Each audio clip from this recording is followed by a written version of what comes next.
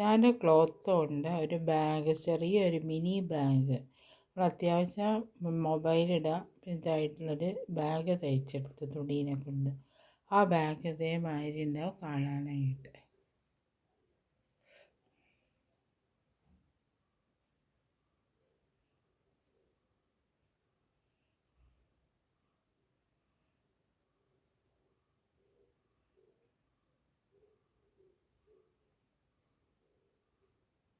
അപ്പോൾ ഈ ബാഗ് ഇതേമാതിരി. അപ്പോൾ ഇതിൻ്റെ ഉൾവശം കാണിച്ചു തരാം. ഉൾവശത്ത് ഇതേമാതിരി ഞാൻ ഇതൊക്കെ വെച്ച് സിബൊക്കെ വെച്ചിട്ടുണ്ട്. ഉള്ളിൽ അതേമാതിരി ഒരു ചെറിയ പോക്കറ്റ് ഉണ്ട്. കണ്ടോ, കാശൊക്കെ സൂക്ഷിക്കാൻ വേണ്ടിയിട്ട്. ഉള്ളിൽ ഞാൻ ഇവിടെ ലൈനിങ് ഒക്കെ വെച്ച് തയ്ച്ചിട്ടുണ്ട്. അപ്പോൾ ഇതേമാതിരി ഉണ്ടാവും ഇത് കാണാനായിട്ട്. ഇത് സിബിള്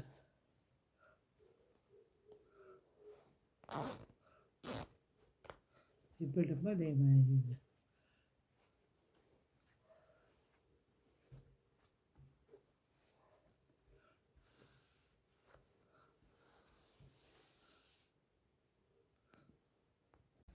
ചെറിയൊരു ബാഗ് തയ്ക്കാൻ വേണ്ടി മിനി പേഴ്സാണ് ഇടുന്നത്. കാരണം നമുക്ക് അത്യാവശ്യം മൊബൈലും കുറച്ച് കാശൊക്കെ ഇട്ടിട്ട് കൊണ്ടുപോകത്തക്ക വിധത്തിലുള്ളൊരു പേഴ്സ് തയ്ക്കുക.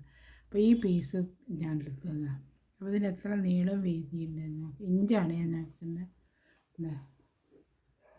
15 ഇഞ്ച് 11 ഇഞ്ച് വീതി വരും. പിന്നെ എത്ര നീളം ഉണ്ടെന്ന് നോക്കാം. നീളം 9 ഇഞ്ച് വരും. അപ്പോൾ അങ്ങനെ വരും ഒരു പീസ്. 2 പീസ് എടുത്തിട്ടുണ്ടല്ലോ ഞാൻ. 2 പീസ്. അപ്പോൾ അതവിടെ മാറ്റി വയ്ക്കുക. എന്നിട്ട് ഇതേമാതിരി ഞാൻ ഒരു സാരീൻ്റെ ഒരു ബോർഡറിലൊരു പീസ് എനിക്ക് കിട്ടിയത്. അപ്പോൾ അങ്ങനത്തെ ഒരു പീസിൻ്റെ കയ്യിലുണ്ട്.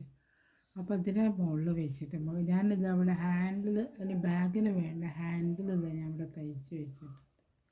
ഉണ്ടോ, ഇവിടെ വെച്ചിട്ട് 2 പീസ് വേറെ വെച്ച് തയ്ച്ചെടുക്കും. ഇതേമാതിരി 2 പീസ് ഞാൻ എടുത്തിട്ടുണ്ട്.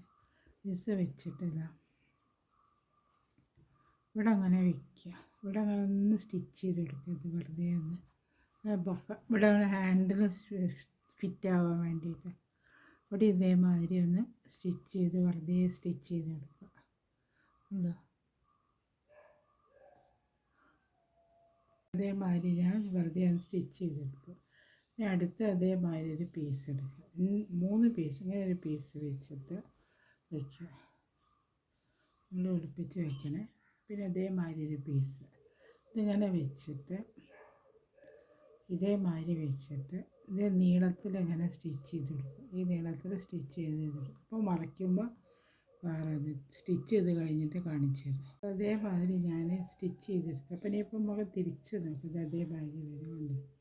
അങ്ങനെ വെച്ചിട്ട് അങ്ങനെ വരും. ഒരു ബോർഡർ മാതിരി വരും. ഈ എക്സ്ട്രാ ഉള്ളത് കട്ട് ചെയ്ത് കളയും. അങ്ങനെ വന്നിട്ട് നമുക്ക് ഇതിൻ്റെ മുകളിൽ കൂടെ ഉള്ളിലേക്ക് നല്ലതുപോലെ വയ്ക്കണേ.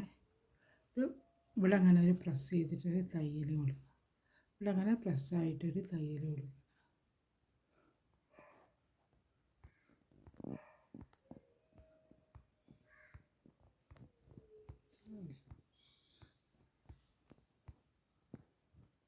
മാതിരി ഞാൻ പ്രസ് ചെയ്ത് തയ്ച്ചെടുത്തു. ഇനിയിപ്പോൾ അടുത്ത ചെയ്യുന്ന വിധം നമ്മൾ ഇവിടെ കട്ട് ചെയ്ത് വെച്ചൊരു ബാഗിൻ്റെ പീസ് ഉണ്ടല്ലോ, അതാ ഈ പീസ് ഈ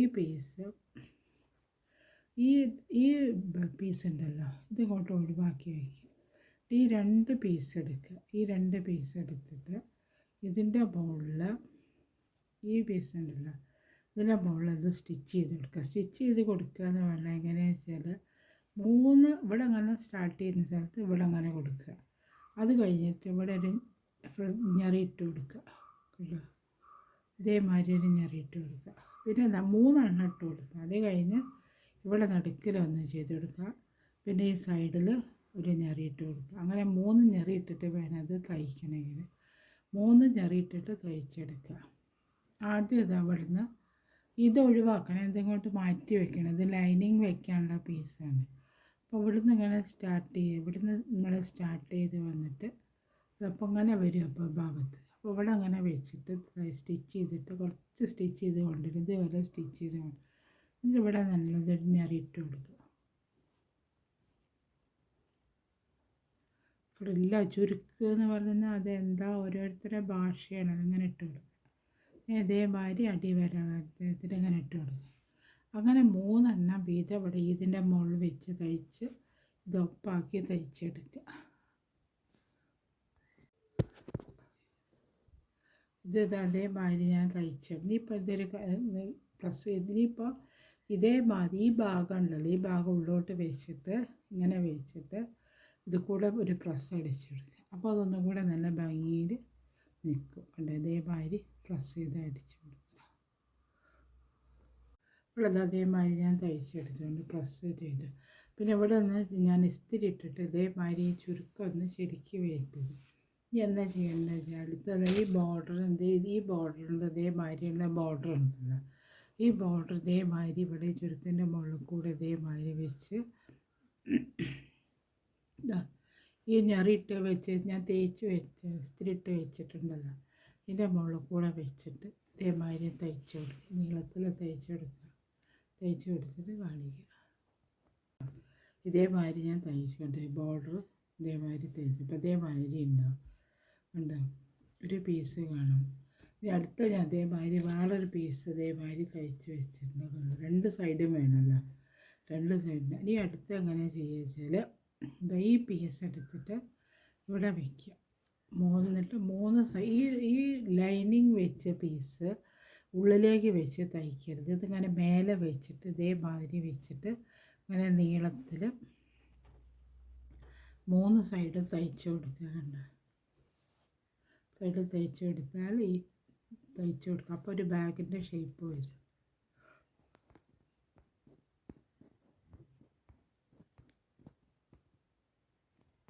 ഈ ബാഗിൻ്റെ വർക്ക് ഇത് അവിടെ കഴിഞ്ഞ് ഈ ബാഗ് ഇതേമാതിരി തന്നെ കാണാനായിട്ട്.